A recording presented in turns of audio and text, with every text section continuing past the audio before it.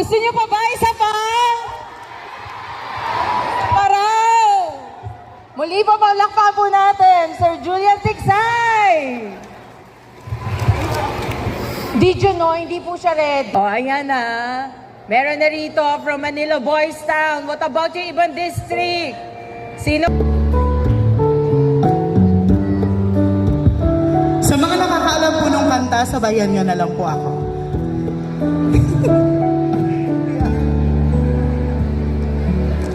Kaya naman makayanan kahit pa na nahihirapan. Wala'y iingatan, baka naman sa susunod na habang buhay.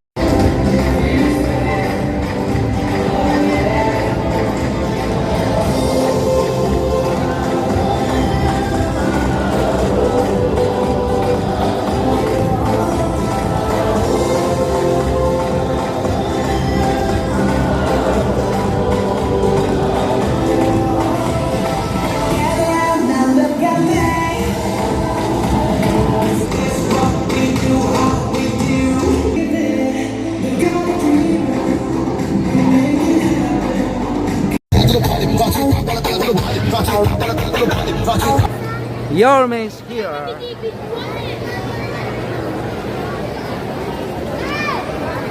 Opo, so ano na po tayo? Ito na po yung program proper natin. Andito na po na yung mga special guest po natin ng ating mga minamahal na lingkod bayan ng Lungsod ng Maynila. Ang ating minamahal na alkalde at busy alkalde ng Lungsod ng Maynila.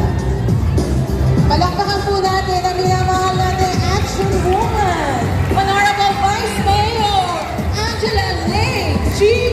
Atienza.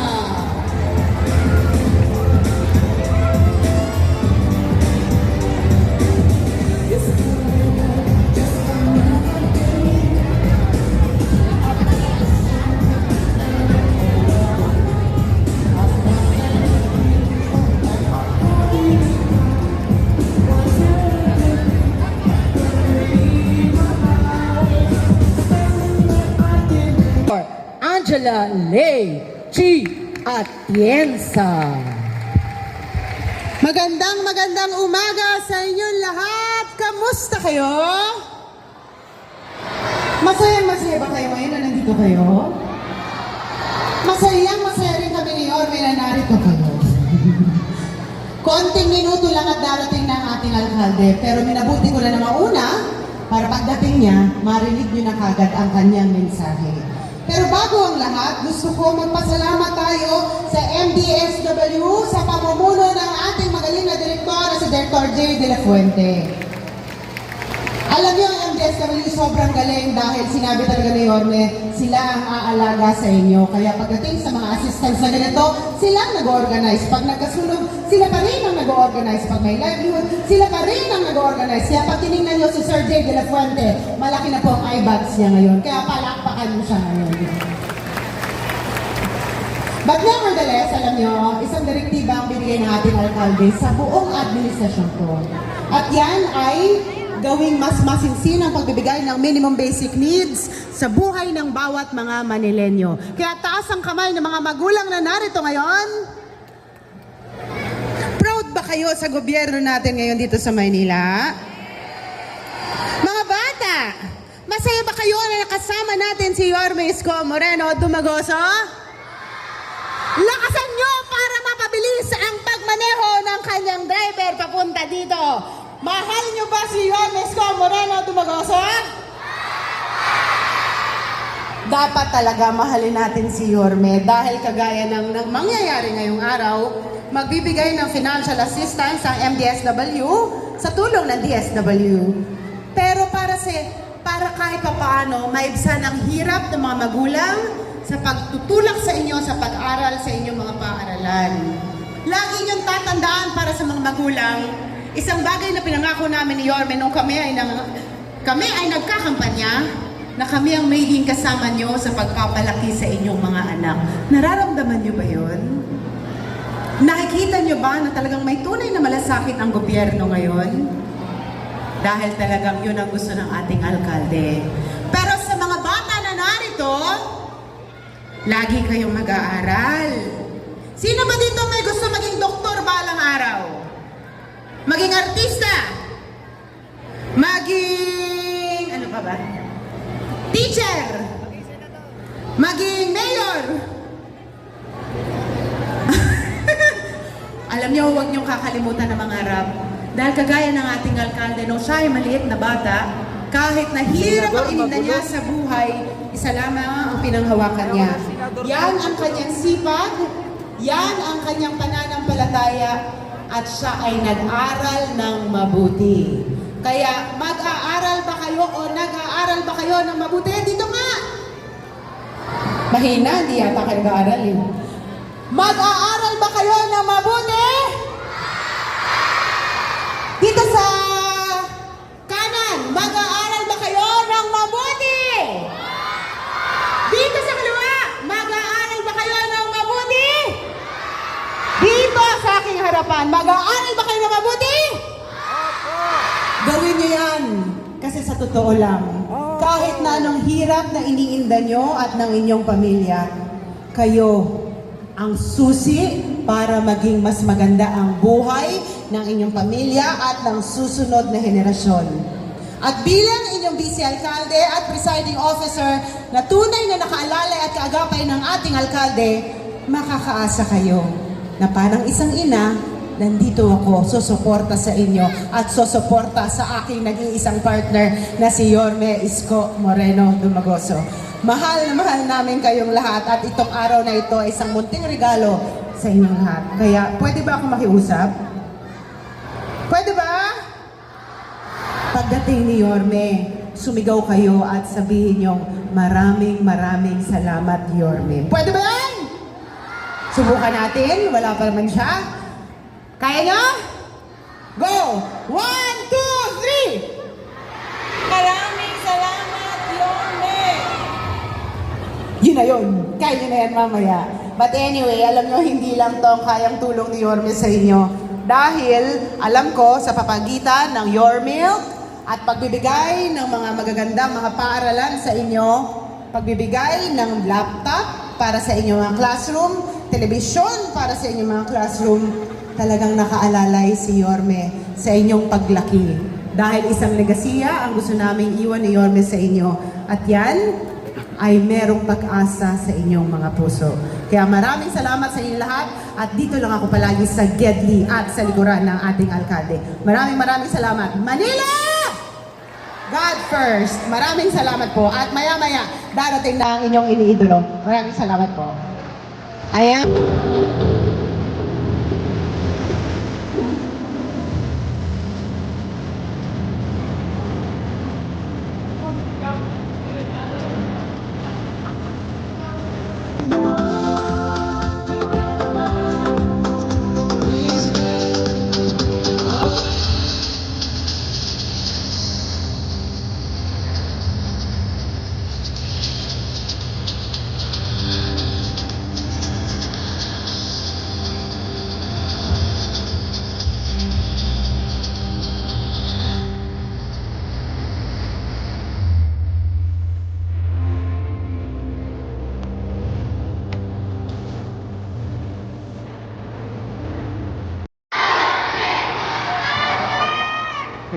Ready everyone? We are so blessed for today. Sa sobrang pagmamahal niya po, may iya po tayo. Worth 5,000 pesos. Wow! Dati po, mga bata, tingnan niyo po yung mga name tag niyo.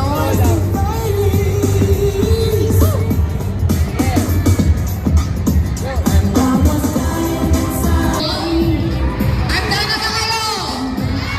Parang hindi. Handa na ba kayo? Handa na ba kayo?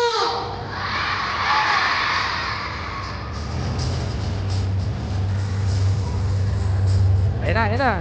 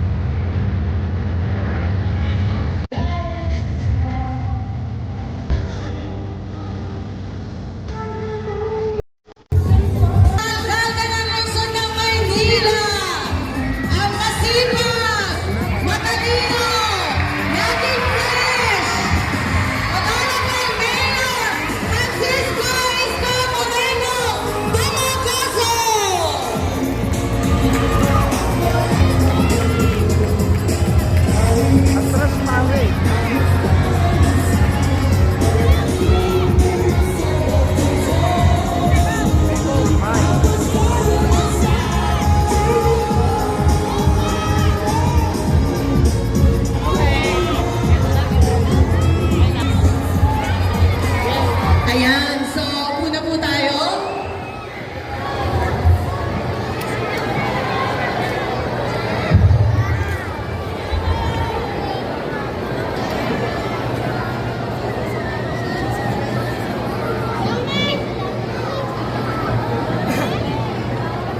Ay, magandang umaga po sa inyong lahat, sa mga magulang.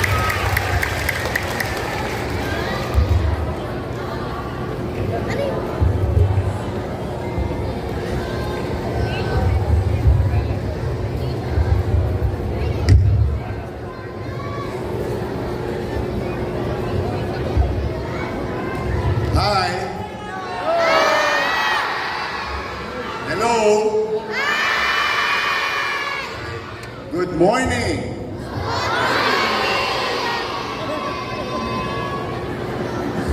Excited na ba kayo? Magandang umaga sa inyo at sa inyo ring mga magulang. Ngayong araw na ito ay tatanggap ng tulong upang maibsan, mabawasan ang kanilang gastusin para sa ating mga batang Maynila sa kanilang pag-aaral. Ako'y taos-puso nagpapasalamat sa sipag at mabilis ding kumilos ng mga staff natin sa MDSW. Palakpakan niyo sila.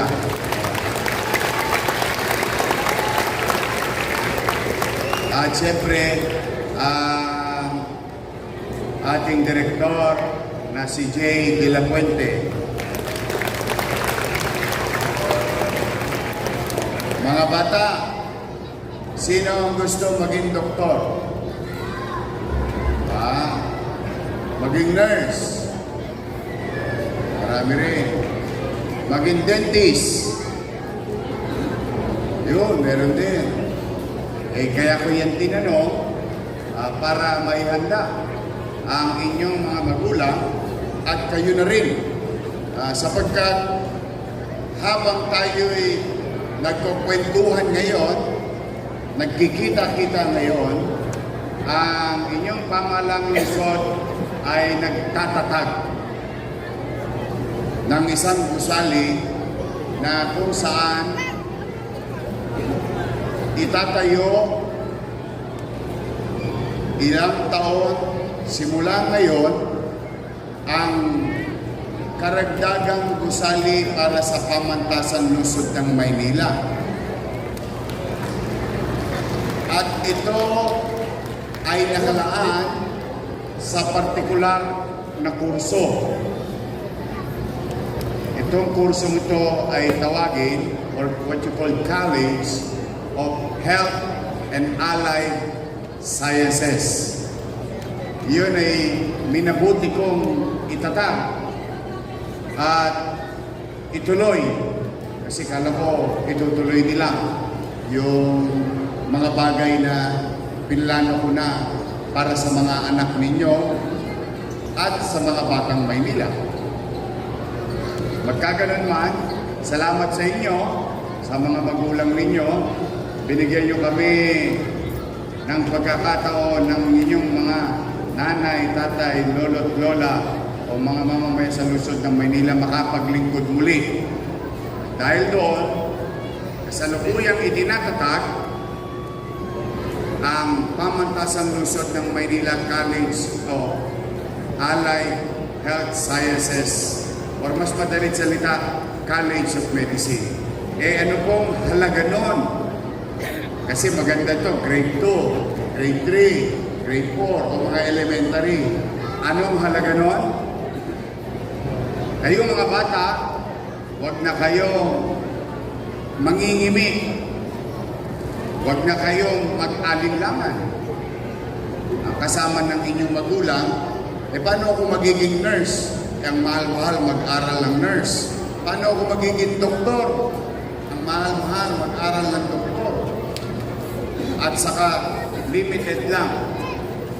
Totoo po, sa kasalukuyan, ang kaya nating i-produce sa isang pinakamagaling na College of Medicine ay ang Pamantasan Lungsod ng Maynila ay about 300 students lamang.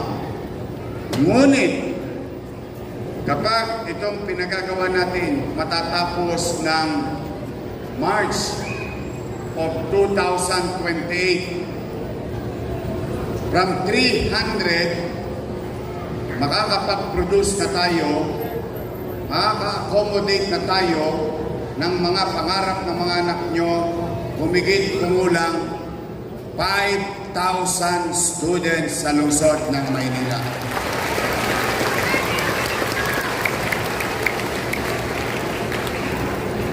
So, kaya mga bata, ulitin ko, sino maging gustong doktor, nurse, dentist, lab tech, and so on and so forth.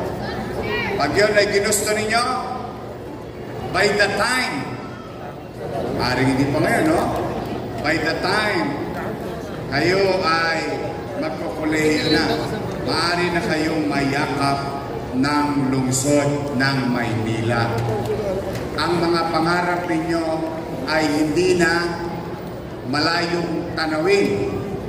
Ngunit, ipapaalala ko lang, mga bata, ang lahat ng pangarap kailangan nilalagyan ng aksyon. Kailangan kumilos. Ang mangga, mas masarap kainin kapag pinitas. Pero ang manggang nahulog na sa lupa ay wala ng kwentang mangga. So ang punto ko mga bata, kailangan ilagay ninyo sa inyong puso, sa inyong isipan.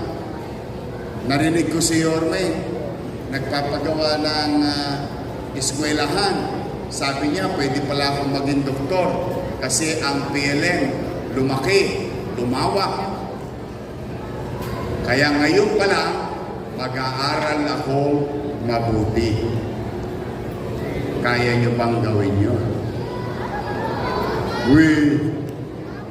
Talaga? Sino grade 2? Grade 2. Challenge. Nung grade 2 ako, first honor ako. Sa Rosario Almario Elementary School, sinabitan ako ng medalya. Kasi magaling daw ako mag-aaral. Sabi ng teacher ko, si Mrs. Laseste. Pero ibig sabihin, na kaya ko, kaya nyo din. Sino ang madalas walang baon? Taas ang kamay. Wala kayong baon? Taas ang kamay.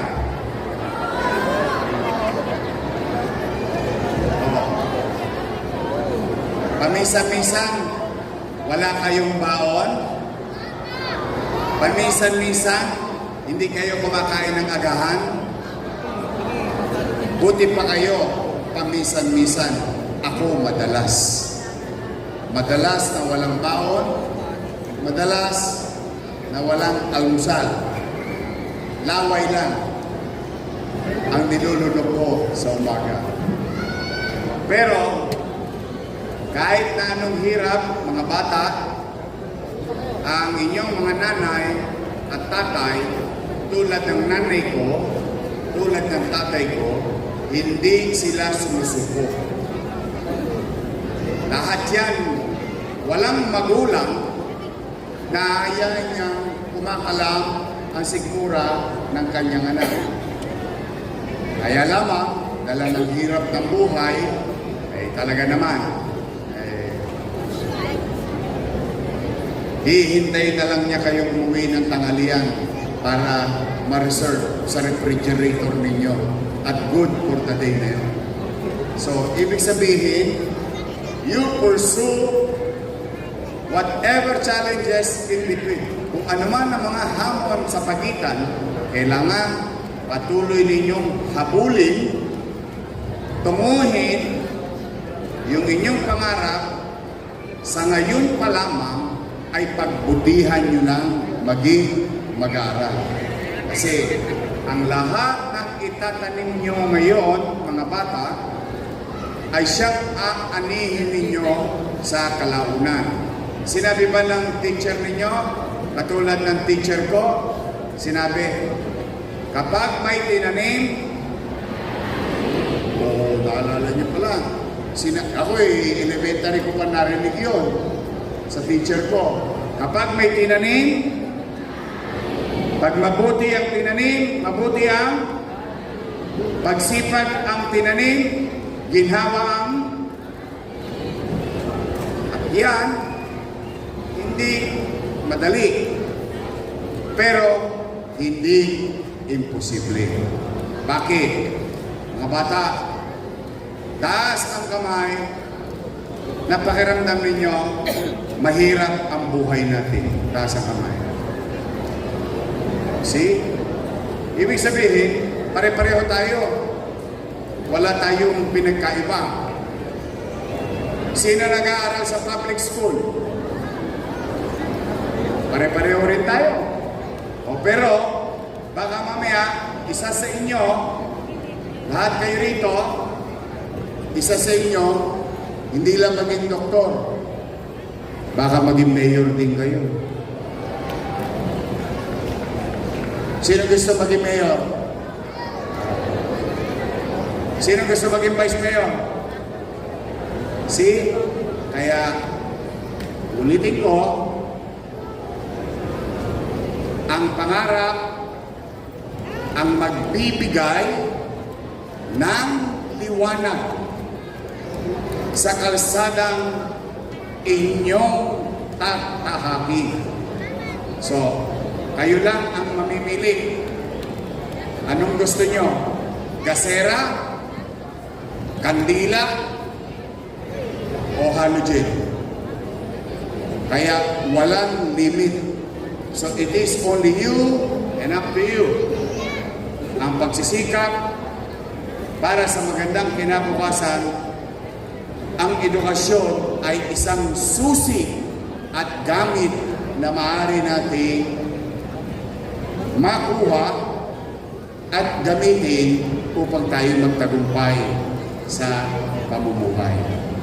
But for the meantime, pumanatag kayo, mga nanay, mga tatay, habang nandito ako, pipilitin ko laging mainam, masinop, at epesyenteng gastahin ang salapi ng taong bayan na maibalik through services sa ating mamamayan. Yon ay commitment ko sa inyong lahat.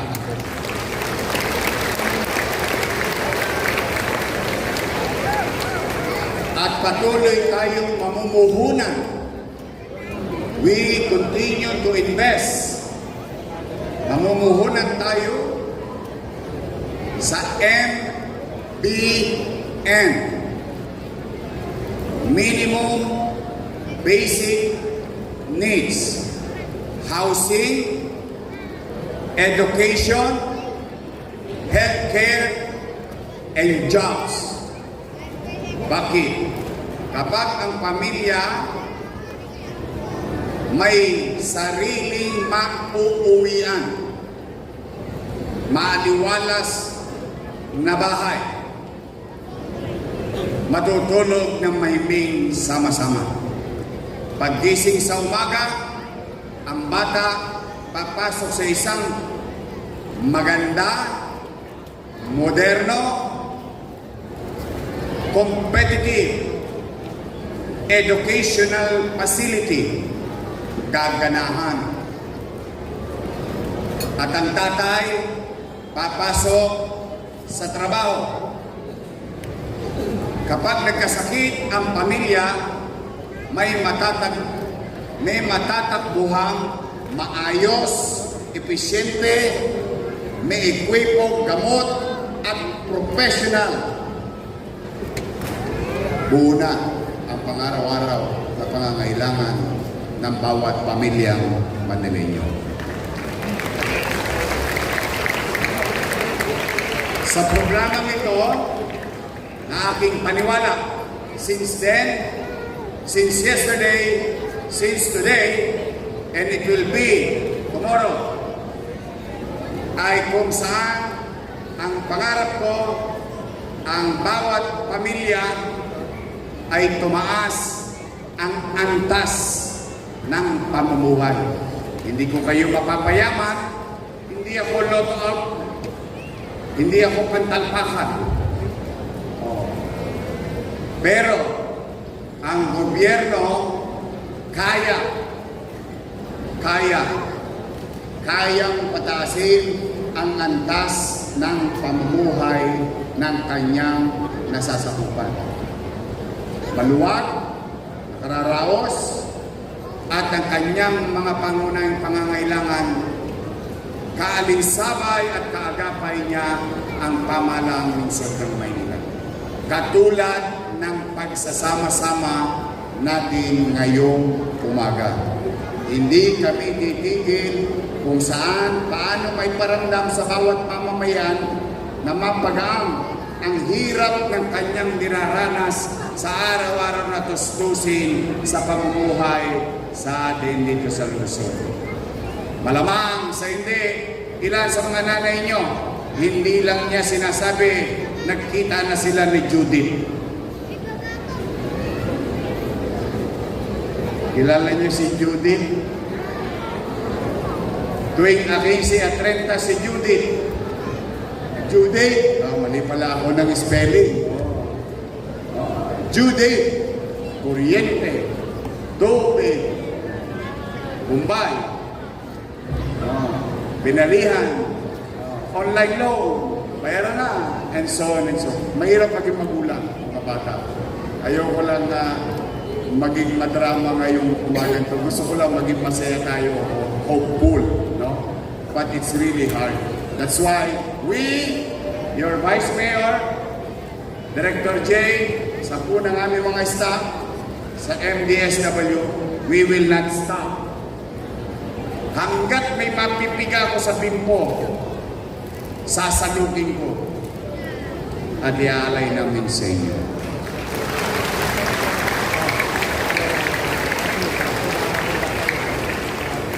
Bilang Pangulo, makikiusap lang ako. Simple lang naman ang hiling ko sa inyo. Sa mga bata, nasabi ko na, anong hiling ko sa inyo? Mag-aral lang? Sa mga magulang, wala ko ibang request. Lagi nyo lang panataliin, maaliwalas ang inyong tahanan at ang ating bakuran. Bakit? Ibaling luma ang Maynila. Ito'y punong-puno naman ng kasaysayan at istorya na siyang yaman ng ating syudad. Ngunit, lumaman tayo, kaya natin together, all of us, not only me, not only them, including you, kaya natin together na maging maaliwalas at panatag ang pamumuhay sa lungsod ng Maynila. Kaya mga parents, pasensya na kayo. It's both ways.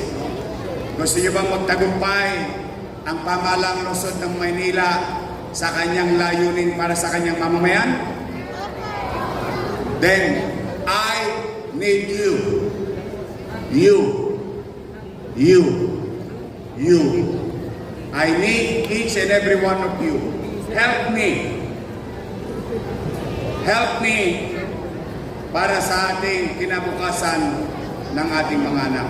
Because together, we can make Manila great again. Magandang umaga. Mag-iingat kayo. I wish that God will continue to guide and bless each and every one of you with good health. Magpalain naman kayo ng pong may kapal. Manila! God first. Thank you.